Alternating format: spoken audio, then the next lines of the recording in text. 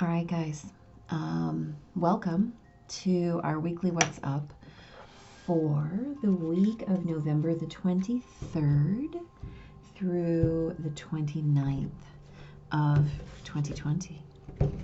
We're about to hit December of 2020. Yeah. So this week is a little bit on the busy side.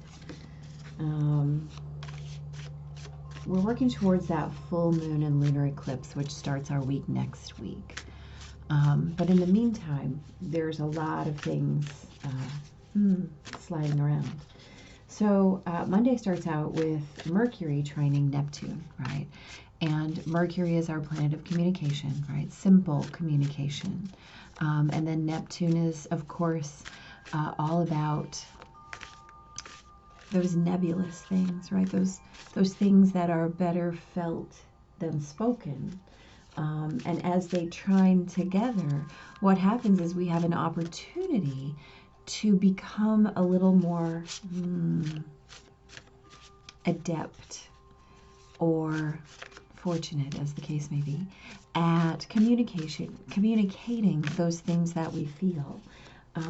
It's going to, though, feel super dreamy and kind of out there. And that's okay, right? Neptune is in Pisces and Mercury will be in Scorpio, so that's a lot of water. So this is about being able to claim the intensity, right, of your feelings, perhaps in ways that we don't always have the ability or the skill to do. And so keywords might be things like healing, right? Or depth, or insight, right? Emotional insight. And then on Tuesday, the moon moves into Aries, and the sun trines the moon. And the moon also moves by Chiron and Mercury, right? So we know that moon and Chiron aspects are about really, really being in touch with your current feelings. What am I feeling? Not what am I carrying forward? It's that challenge to actually feel your feelings through your trauma, as opposed to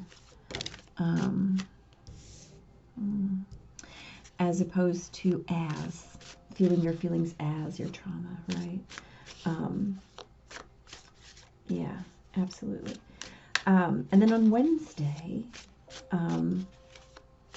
that beautiful Venus in Scorpio aspects that Chiron. Again, really, really asking us to be sure of our feelings, right? Around perhaps not even just our personal feelings, but around those universal feelings of love and beauty and justice and harmony, and to create perhaps new ways of interpreting those old patterns, right?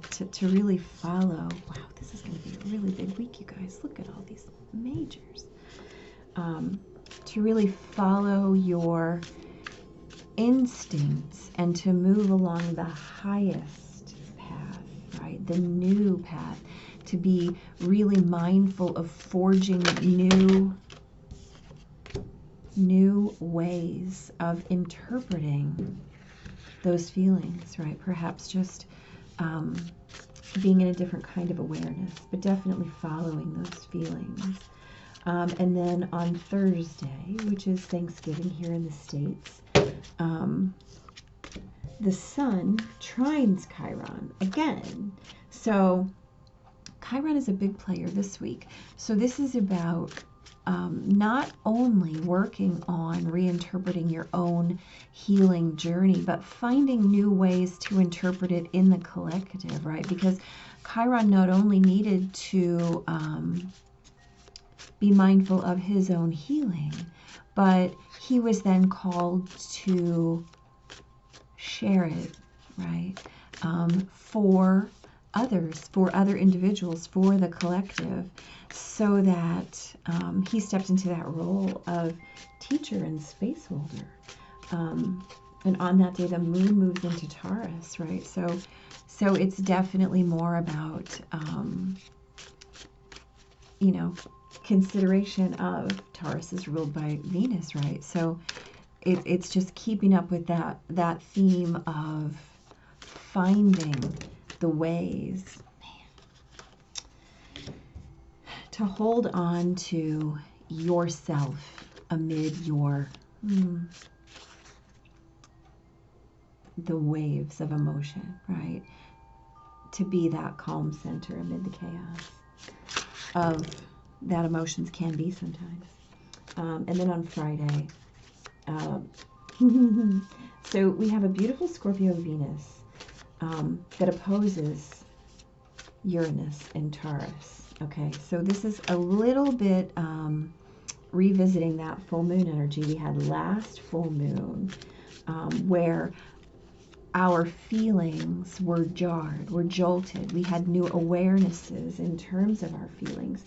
So you may have very bold or sudden awarenesses around your feelings. And so, again, let's think about this Taurus and Scorpio energy pairing, right? This is about resources, tangible, intangible, practical, and your soul's resources. So this is really about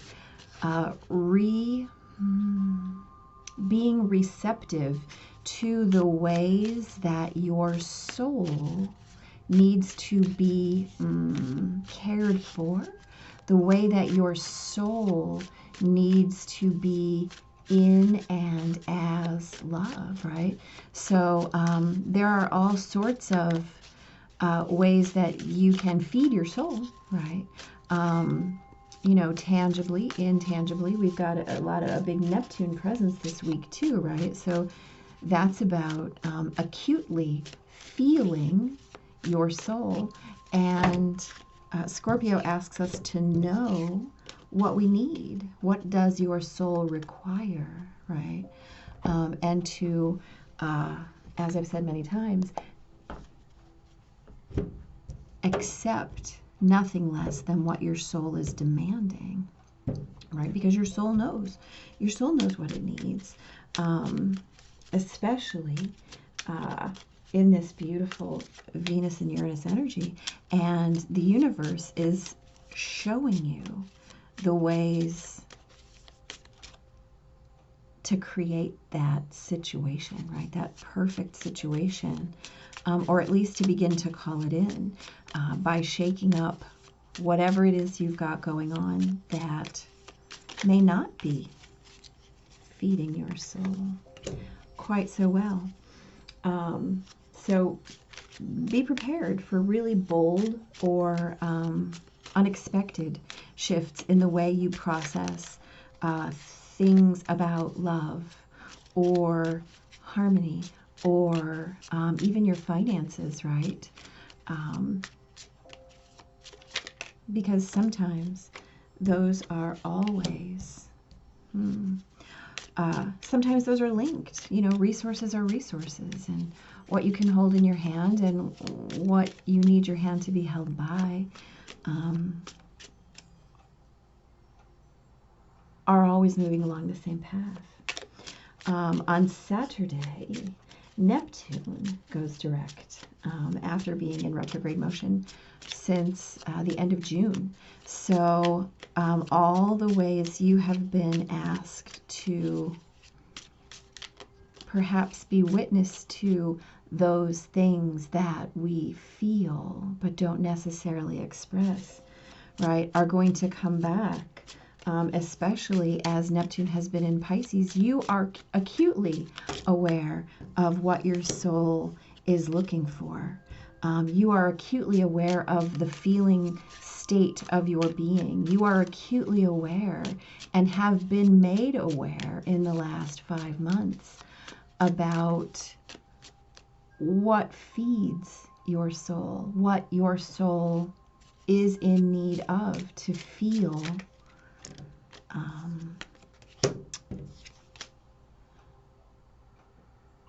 in its glory, right? In its exaltation. And we all know that the way that our souls expand is not through the physical resources of this world. You can't buy your happiness. You can only accept your happiness, right? So we're in that deepening now that Neptune is going to be direct. So on the same day, Mercury sextiles Jupiter, right? So this is about really being able to articulate the deepening of the ways we expand, not only in that 3D environment, but in the dimensions and planes and the depths, right, that Neptune is requiring of us, right, as Neptune goes direct. Only Uranus will be left in retrograde now until the 14th of January. So your retrograde season lessons are coming to exam time, right? And here's the deal. Universal exams are never actually failures. They're simply learning tools, and that's for real. On Sunday, the moon moves into Gemini, right? So as we have now been able to step into witness of how our emotions are going to create situations for us to be fulfilled or to be drained, right? Again, we have Gemini, the moon in Gemini, these amazing possibilities of experience in terms of emotion that we may not have thought of before. Right? And that's a big deal, right? As we really, really ready up for that full moon the next day, that full moon and lunar eclipse in Gemini. So this week is all about emotional preparation, right, for what's happening. So let's look. On Monday, we've got the Emperor clarified by the 5 of Cups. So the Emperor is the summation of all of the King energy, right? So he has that potential for embodiment in terms of emotion and inspiration and practicality and all of the power of the Kings. And 5 of Cups is all about looking back at what we may have walked away from. But, you know, the 5 of Cups is all about staring at the 3 cups that are spilled in front of you, but ignoring the 2 cups that are full behind you, right? So, as we know, all of the Kings in Eileen Land are about that reservation, that hesitation, what we wait, how we wait. And so as Mercury trines Neptune, right, and we are in that dreamy space feeling our feels, it might be important to really figure out where those 2 cups, and what is 2 cups, right? 2 cups is divine union, it's divine love, it's that fulfillment of the one-to-one relationship. And in Scorpio, we have understood, if you've been following along at all, that 1 and 1 make 3, right? This is about where is that sacred space, where is that sacred love? Well, you know what? The answer is you already know. You already know where it is. The Emperor knows, the 5 of Cups knows. It's just about where you're putting your attention. So as you have that day of deep feeling, make sure that you're paying attention. On Tuesday, this is of course the day that the sun trines the moon and has those placements with Chiron and Mercury. We're talking about bringing newness, right, with that Aries moon. So we have the star, which is all about wish fulfillment and expansive ideas, and we have that clarified by the sun, right, which is beauty and fullness and love, the happiest card in the deck. So this can be a day, especially after we've done all of this ruminating, that we really come into awareness about that. What do we really want, right? Where are my cups filled really? And this is about knowing, right? Being in our knowingness. and then refusing to be led by our wounds and being led by what we know to what we need, right? On Wednesday is that day that Venus aspects Chiron and the moon conjuncts Mars. So this is a day to begin to put things into action, right? So we have the High Priestess, who is, she is all about that Neptune energy, right? All about what is hidden, clarified by the Queen of Wands. And the Queen of Wands is that fulfillment, that embodiment, that absolute epitome of the energy of inspiration and passion. So this is the day to show your cards, right? This is the day to not just stay hidden, right? Venus and Chiron. This is the day the moon conjuncts Mars, right? Our Mars is now direct. So this is about putting it out there. I know what I need. I know what's going to make me happy.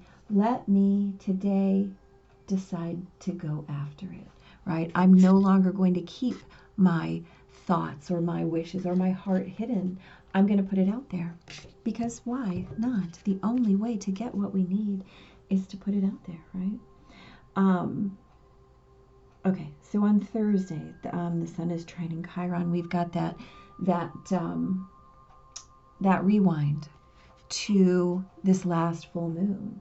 And so we have the Four Swords, which is all about being quiet, listening to that voice within. It's all about, it comes right after the Three of Swords. And the Three of Swords is a card of sorrow and loss and desolation, right? The Four of Swords is about being quiet and processing those pains, all of those wounds, Chiron this week, processing them in your heart as well as your mind, feeling into what's going on, clarified by the world.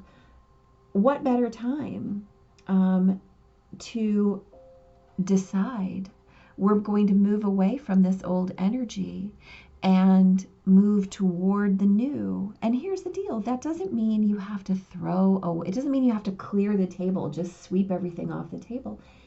It means that sometimes we move forward in a new way in the same situation, or that we have to revisit a situation that we know, but find that way that we recreate or we create anew, based on what we have learned in our heart, based on how we've processed that information, and then we're able to move forward.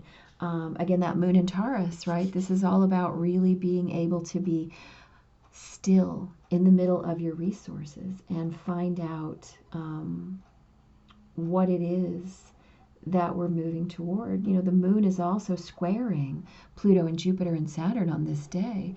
So all of that earth energy coupled with this air energy is really asking us to find the way to make our feelings real and not just allow them to be thoughts, right? They have to touch one another in order to be able to create the newness. On Friday. So Friday is the day that we have that beautiful Venus opposition to Uranus, right? And so we know that oppositions are opportunities. And so we've got the Three of Pentacles, which is about working together.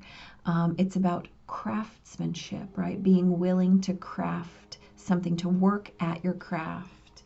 And then we have it clarified by the Seven of Pentacles, which is about being in wait, right? So this is about waiting for your seeds to germinate and waiting for the cycle back here to come into fullness. So being aware of those bold shifts, right, that may happen in your feelings as you come into these awarenesses. This is about then allowing those seeds to be planted and let them take the time, right, to, I kind of like how it's showing us growth, right? And the Seven of Pentacles really is all about growth. So knowing that as this next full moon is coming, that we're revisiting that last full moon where all of those big new awarenesses were able to be processed and create new things. So on Saturday, as Neptune goes direct, we've got the Hanged Man, which is all about kind of being in suspension.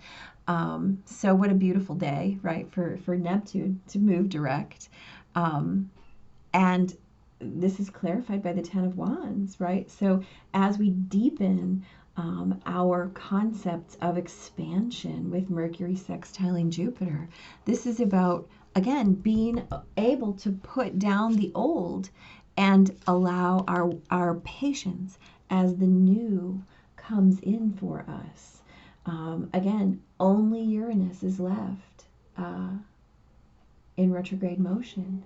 And so what we're looking to do is find a way for this suspension, this reservation of judgment, or even reservation of motion, right, with Neptune going direct, to allow us to release our burdens, to put those things down that haven't been serving us,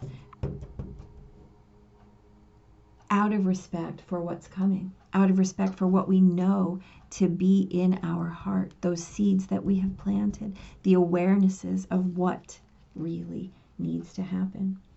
And then on Sunday, as the moon moves into Gemini and we're getting ready for that full moon, we've got the Queen of Swords again. So this is, beautiful as the moon moves into Gemini.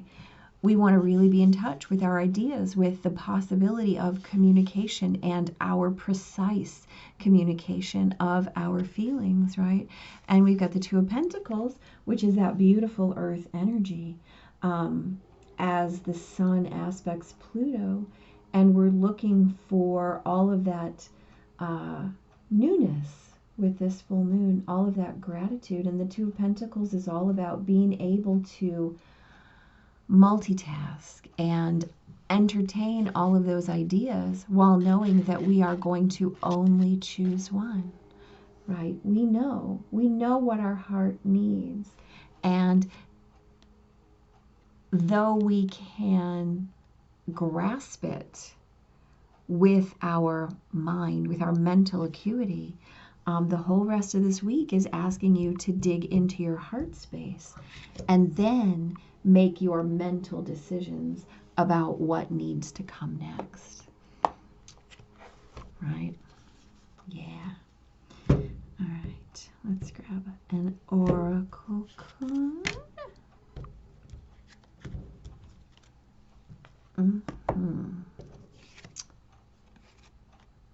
Hostilities. All right. Well, you know what?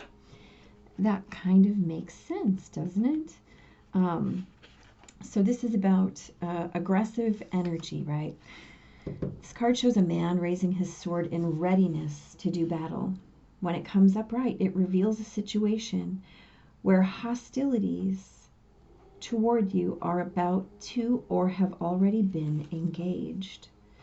Any aggressive energy may be verbal or emotional, with someone in your environment being excessively critical, demanding, or hurtful. In a work or social situation, there may be backstabbing or out-and-out slander. This is different from the deceit card because hostile energies are more apparent, more overt. In fact, you may have been living with them for some time now. But whether this energy is new or old, now is the time to regain control. Allowing dishonoring treatment from others is an open invitation to the universe to send you more. It may feel risky, but you need to have the courage to stand up for yourself now and always. Okay, so again, we know what kind of hostilities we're facing, and quite often we're facing hostilities that we have brought to ourselves, right? So as we release those hostilities, Ten of Wands, Hanged Man, Five of Cups, as we let those things go and we really work through that Chiron energy in this Four of Swords and the world, we're able to plant our new ideas and move forward with them, right? This day, the star and the sun, hold on to that day. Hold on to that day, because those are the energies we want to carry forth. Those are the energies about what our heart requires. And honestly, most of the hostilities in our lives are hostilities that we accept as our own. You know, we teach people how to treat us. And so if we have the courage to claim how people have treated us and demand new treatment, then we're solving the situation ourselves. And there's nothing that's going to come externally that can harm us at all. Especially when it's hard.